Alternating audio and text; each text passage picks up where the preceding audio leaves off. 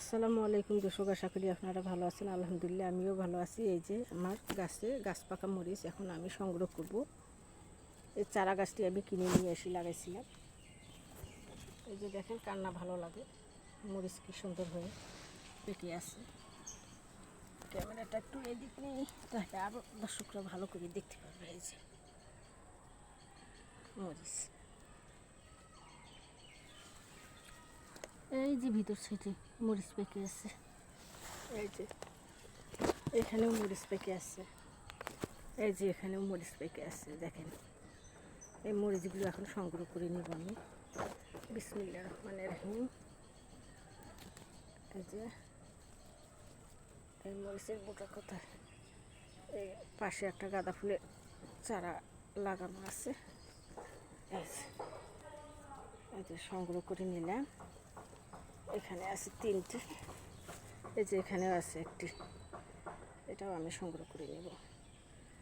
মাশাআল্লাহ পুরো বর্ষায় আমি প্রতিটা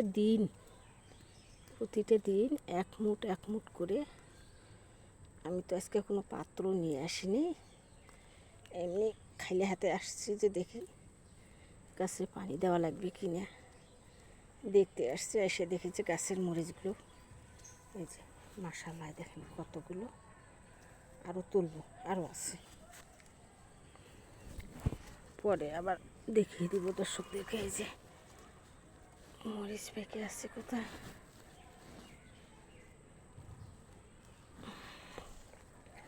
এই যে ভিতর সাইডে মরিচ। প্রতিটা দিনই এই যে জায়গা সংকট, গাছপালা একটু ঘন ঘন। এই যে পাশে একটা গোলাপ ফুলের গাছ, কাঁটাগুলো বেঁধে ধরেছে। এই যে মরিচ তুলতে একটু অসুবিধাই হচ্ছে। এই যে মরিচগুলো আমি কালেক্ট করে নিচ্ছি ডোগা থেকে। আজকে কোনো পাত্র নিয়ে আসিনি। বিসমিল্লাহির রহমানির রহিম।